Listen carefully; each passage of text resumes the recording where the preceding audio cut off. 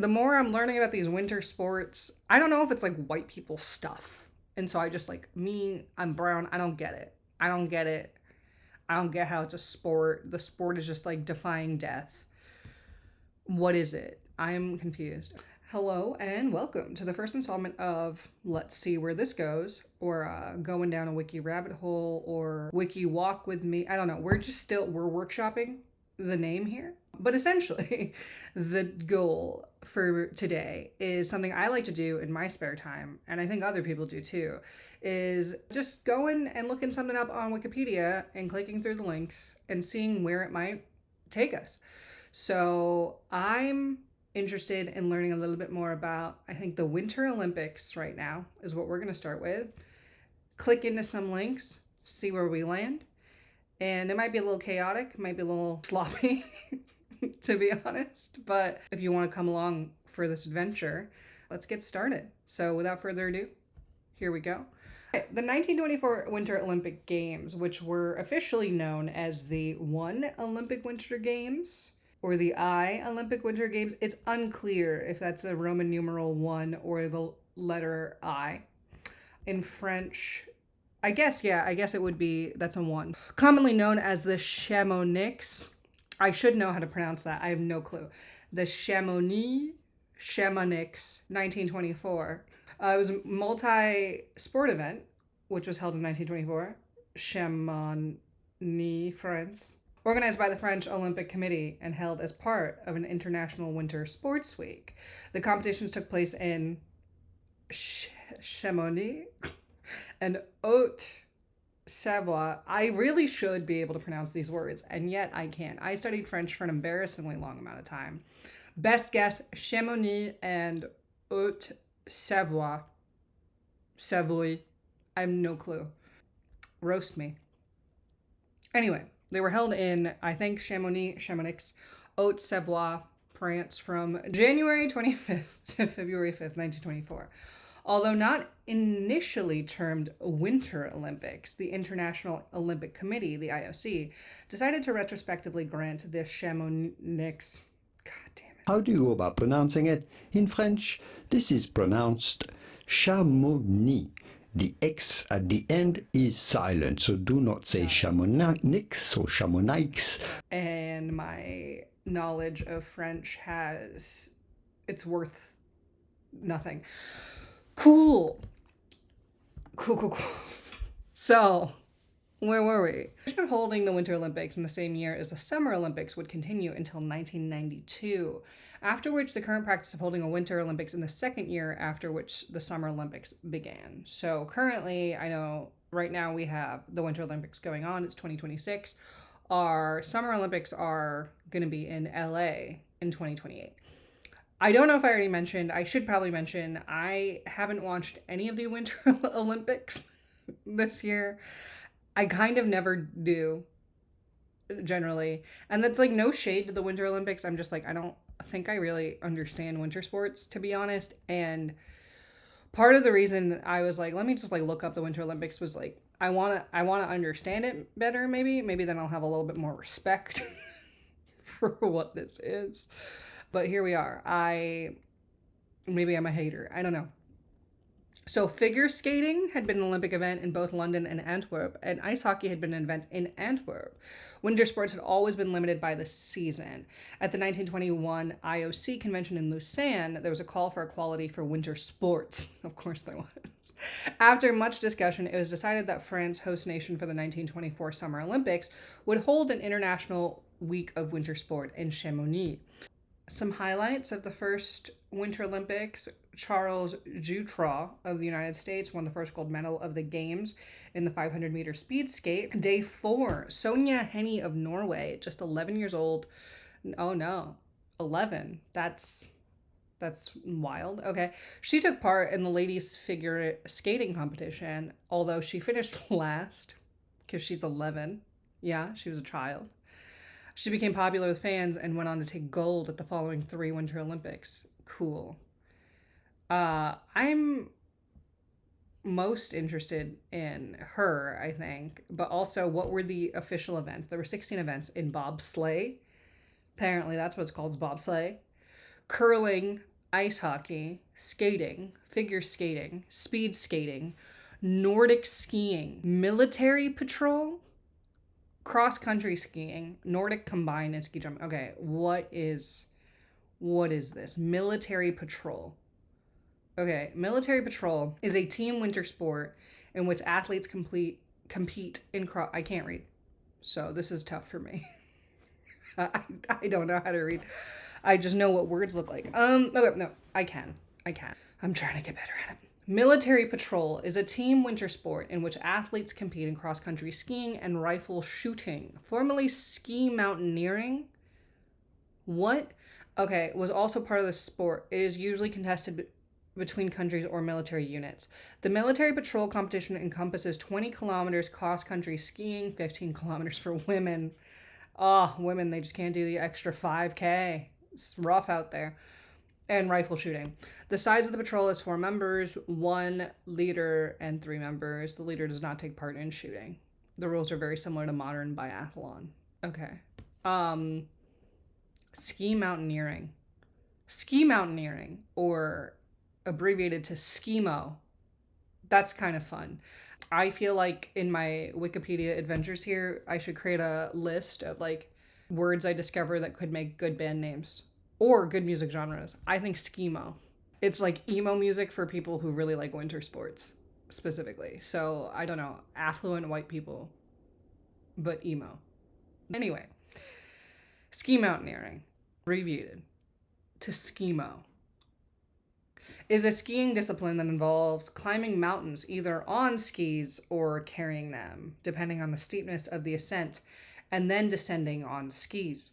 There are 2 major categories of equipment used: free heel, telemark skis, and skis based on alpine skis, where the heel is free for ascent but is fixed during descent.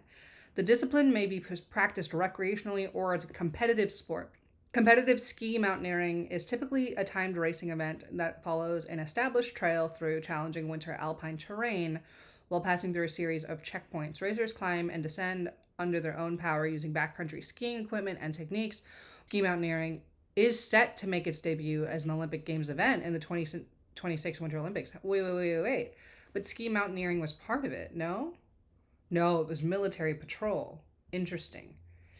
Okay. What do I care about here? I don't... Am I interested in any of this? Crampons. Interesting. Okay, I see the word crampon as an equipment. Fascinating. I'm fascinated. Crampon. Also a good band name. Crampons. The Crampons. It's a traction aid. A crampon is a traction device attached to footwear to improve mobility on snow and ice during ice climbing. Besides ice climbing, crampons are also used for secure travel on snow and ice, such as crossing glaciers, snowfields, and ice fields, ascending snow slopes, and scaling ice-covered rock. There are 3 main attachment systems: step-in, hybrid, and strap bindings. Also, same as attachment styles, am I right? Just kidding. Oscar Eckenstein designed the first 10-point crampon in 1908. Okay. This is not interesting. The more I'm learning about these winter sports, I don't know if it's like white people stuff. And so I just like, I'm brown. I don't get it. I don't get how it's a sport. The sport is just like defying death. What is it? I'm confused. Okay, what's interesting? Hydrophobic. Let's go. Hydrophobe. Also would make a good band name. Hydrophobe. In chemistry, hydrophobicity. Okay, here we go. If you are in a band or if you're thinking about forming a band, Hydrophobe. Really good name. Really good album name. Hydrophobicity. Take it. I'll just give that away. Here we go. In chemistry, hydrophobicity is the chemical property of a molecule called a hydrophobe that is seemingly repelled from a mass of water. In contrast, hydrophiles are attracted to water. Hydrophobic molecules tend to be nonpolar and thus prefer other natural molecules and nonpolar solvents. Because water molecules are polar, hydrophobes do not dissolve well among them. Hydrophobic molecules in water often cluster together, forming micelles. Oh, interesting. Okay, micelles. I'm gonna look into micelles in a sec because that's, I guess, what micellar water is about. But where does hydrophobic come from? It comes from the ancient Greek. Hydrophobos, meaning having a fear of water, constructed from the ancient Greece hudor. What? Water? That's what it says, I think. I can't read once again. And ancient Greek phobos, fear. It's often used interchangeably with lipophilic, fat-loving. So hydrophobic and lipophilic are the same thing. However, the two terms are not synonymous. While hydrophobic substances are usually lipophilic, there are exceptions, such as silicones and fluorocarbons. All right, considering micelles now. A micelle or micella is an aggregate or supramolecular assembly of surfactant amphipathic lipid molecules dispersed in a liquid, forming a colloidal suspension, also known as associated colloidal system. I'm lost. Okay. A typical micelle in water forms an aggregate with the hydrophilic head regions in contact with surrounding solvent, sequestering the hydrophobic single-tailed regions in the micelle center. Okay. I was just curious about micellar water, and no, this is too much. What else do people look up? No. Vesicle. In cell biology, a vesicle is an organelle within or outside a cell, consisting of a liquid cytoplasm enclosed by a lipid bilayer. Cool. We all get it. I did have to learn about vesicles, I think, in high school biology, and this is reminding me why it has left my brain entirely. I do remember organelles. Let's refresh. What are organelles? Organelles is a specialized subunit within a biological cell that has a specific function. Very helpful. The name organelle also, good band name. The name organelle comes from the idea that these structures are parts of cells, as organs are to the body, hence organelle. The suffix "l" being a diminutive. Organelles are either separately enclosed with their own lipid bilayers, also called membrane-bound organelles, or spatially distinct functional units without a surrounding lipid bilayer. Yeah, this is, I feel like, why science stuff just weeds people out, because you're like, how am I supposed to read and absorb any of what you're saying at me? Yeah, I said it. I feel like I'm being said at, even though I am reading with my eyes. And I can read. Apparently. Flagellum, also good band name. There's probably a band called Flagellum, right? No, doesn't say that there's any bands named Flagellum. Missed opportunity, you guys. A flagellum, Latin for whip or scourge, is a hair-like appendage that protrudes from a certain plant and animal sperm cells, from fungal spores, and from a wide range of microorganisms to provide motility. Many protists with flagella are known as flagellates. I have no idea what to do with that information. So here we go. So fun, cool. Pylori, for example, uses its flagella to propel itself through the stomach to reach the mucous lining, where it may colonize the epithelium and potentially cause gastritis and ulcers, a risk factor for stomach cancer. In some swarming bacteria, the flagellum can also function as a sensory organelle, being sensitive to wetness inside the cell. So, I mean, so far, Winter Olympics to flagella, pretty boring. I also don't think I've learned anything super interesting here. I'm not like, wow. Whip. Let's go. Let's go whip. I'm gonna great. A whip. Whip is a blunt weapon or implement used in a striking motion to create sound or pain. Whips can be used for flagellation against humans or animals to exert control through pain, compliance, or fear of pain, or be used as an audible cue through the distinct whip crack effect. Whips are commonly used on horses to give subtle cues as tapping. The portion used for striking is generally either a firm rod designed for direct contact, a flexible whip line requiring a specialized swing. The former is easier and more precise. The latter offers longer reach and greater force. Some varieties, such as hunting whip or lunge whip, have an extended stock section in the addition of the line. Whips such as the cat o' nine tails and knout are specifically developed for corporal punishment or torture on human targets. Certain religious practices and BDSM activities involve the self-use of whips or the use of whips between consenting partners. Misuse on animals may be considered animal cruelty, and misuse on humans may be viewed as assault. Lots of interesting things to click on there. Corporal punishment, cat o' nine tails, BDSM. Here's a whip. Let's take a look at that together. Wow. Wow. Just a whip and a dollar bill for scale. As you do. As one does. And then a cat o' nine tails. Look at that. And dollar bill for scale. Just so we can see it. I really do want to click into BDSM. I think I'm going to do it. Great. Here we go, guys. BDSM. BDSM is a variety of often erotic practices or role-playing involving bondage, discipline, dominance, and submission, and sadomasochism, and other related interpersonal dynamics. What does it say that I could not read any of the biology words? And I was like, I don't know what these words are. But BDSM, I'm like, bondage, discipline, dominance, submission, sadomasochism. Got it. Nailed it. I know words. The initialism BDSM is first recorded in a Usenet post from 1991 and is interpreted as a combination of the abbreviations BD, bondage and discipline, DS, dominant submission, and SM, sadomasochism. BDSM is a catch-all phrase covering a wide range of activities, forms of interpersonal relationships, and distinct subcultures. BDSM communities generally welcome anyone with a non-normative streak who identifies with the community. This may include cross-dressers, body modification enthusiasts, animal role players, rubber fetishists, and others.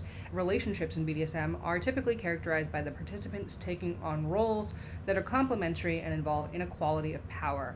Thus, the idea of informed consent of both partners is essential. The terms submissive and dominant are usually used to distinguish these roles. The dominant partner, dom, takes psychological control over the submissive sub. The terms top and bottom are also used. The top is the instigator of an action, while the bottom is the receiver of the action.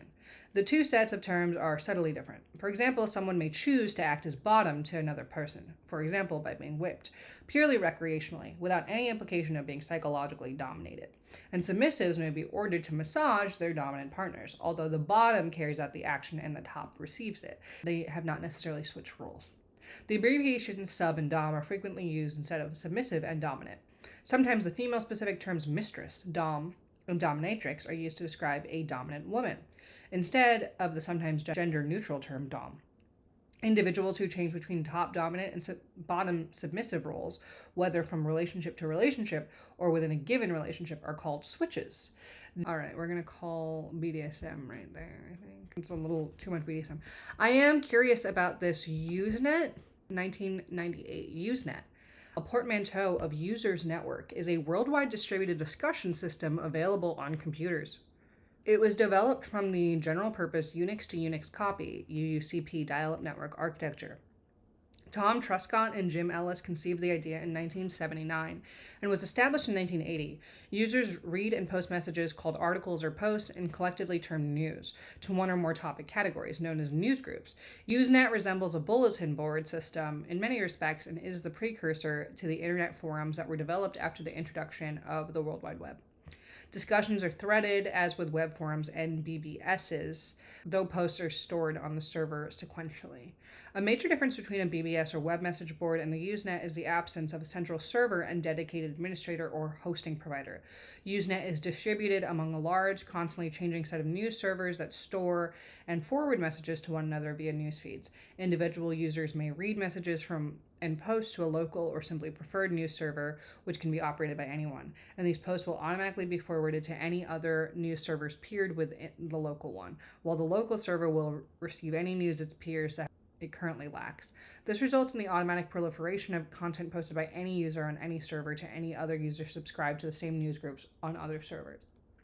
As with BBSs and message boards, individual news servers or service providers are under no obligation to carry any specific content and may refuse to do so for many reasons. A news server might attempt to control the spread of spam by refusing to accept or forward any posts that trigger spam filters.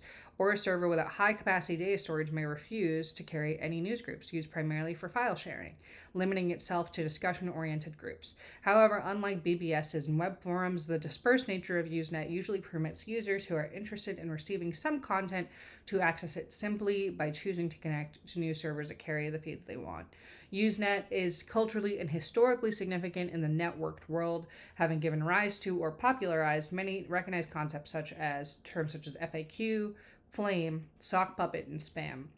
In the early 1990s, shortly before the access to the internet became commonly affordable, Usenet connections via FidoNet's dial-up BBS networks were made long-distance or worldwide discussions and other communication widespread. Interesting. Sock puppet. I don't know this term. Sock puppet account. Oh. So it's like a fake account. So a sock puppet account, or simply sock, is a false online identity used for deceptive purposes. The term originally referred to a hand puppet made from a sock. Sock puppets include online identities created to praise, defend, or support a person or organization, to manipulate public opinion, or to circumvent restrictions such as viewing a social media account that a user is blocked on. Sock puppets are unwelcome in many online communities and forums. I feel like today we call these people like bots, and they aren't robots. So like I guess in the past, sock puppets were real people that created fake accounts. There's also like Finstas. I think there's like a lot of different terms for this now. But a straw man sock puppet, ballot stuffing, ooh, that's kind of icky. Straw man sock puppets, though, is sometimes abbreviated as a straw puppet, which I think I have heard this phrase before. It's a false flag pseudonym created to make a particular point of view look foolish or unwholesome in order to generate a negative sentiment against it. Straw man sock puppets typically behave in an unintelligent, uninformed, or bigoted manner, advancing straw man arguments that their puppeteers can easily refute. The intended effect is to discredit more rational arguments made for the same position. Such sock puppets behave in a similar manner to internet trolls. A particular case is a concerned troll, a false flag pseudonym created by a user whose actual point of view is opposed to that of the sock puppet. The concerned troll posts in web forums devoted to its declared point of view and attempts to sway the group's actions or opinions while claiming to share their goals, but with professed concerns. The goal is to sow fear, uncertainty, and doubt within the group. Wow, that's interesting. I feel like we see a lot of bot accounts nowadays that are effectively strawman sock puppets that are like engagement bait or rage bait that end up in comments, kind of like this, where we used to call them trolls, but it feels like they're meant to engage people to disagree with them, but also eventually be like, oh, maybe this person's right. Who knows? So that's really interesting to think about. This is such a human thing that's existed since like the dawn of the internet. It's not necessarily that new. But yeah, strawman sock puppets, I think, still exist very much. A lot of this still exists in the internet today. And even here it says in history, the practice of writing pseudonymous self-reviews began before the internet. Writers Walt Whitman and Anthony Burgess wrote pseudonymous reviews of their own books, as did Ben Franklin. Wow. The Oxford English Dictionary defines the term without reference to the internet as a person whose actions are controlled by another, a minion, with a 2000 citation from the U.S. News and World Report. Wikipedia has had a long history of problems with sock puppetry.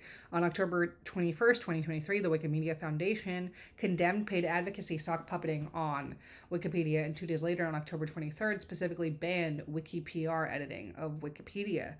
In August and September 2015, the WMF uncovered another group of sock puppets known as Orange Moody. Jeez, wow. On August 31st, 2015, the English Wikipedia community discovered 381 sock puppet accounts operating an undisclosed paid editing ring.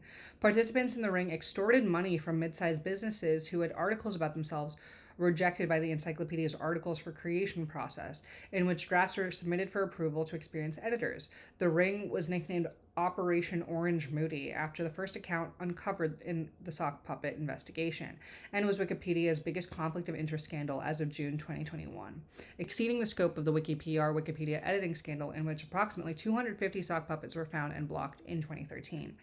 The story was reported by many English and non-English language news sources. I'm not reading that. Not butchering that, guys. The editing was described by various media as the work of black hat editors, dishonest editing, extortion, and a blackmail scam, an extensive cybercrime syndicate. Wow. Fascinating. I don't know. I feel like I learned something there.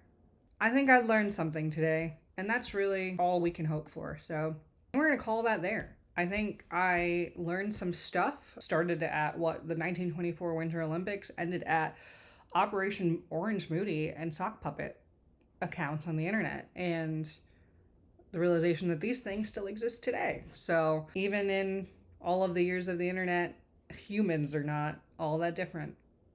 Isn't that great? All right. Well, if you've watched all this way, consider liking and subscribing and staying tuned for more editions of I don't know where to look. I'm so sorry.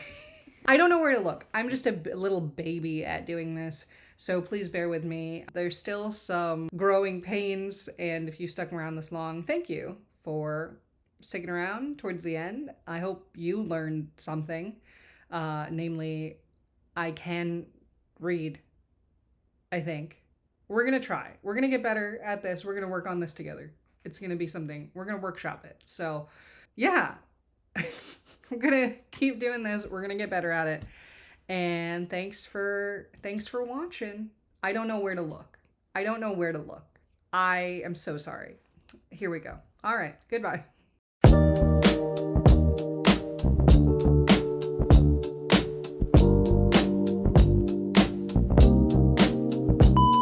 It's very important. I need to stop going on these tangents. Ski mountaineering. I care so much. Abbreviated to SKIMO. If you see my eyes dart up, that's where I'm monitoring the screen record. So that's, I think, distracting. I got confused. There's a little speck on my screen, so I thought someone misspelled this word with the letter J. But no, that's my fault. That's me. I'm the problem.